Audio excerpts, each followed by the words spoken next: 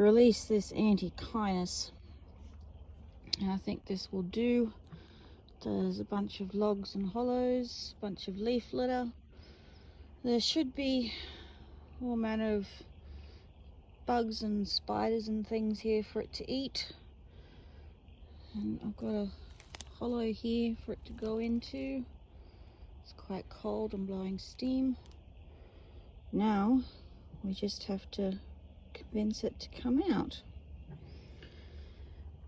Hopefully without scaring the crap out of it. I didn't want to let it go in the broad daylight, so that's why we gave it some temporary bedding. Oh, he's keen to leave.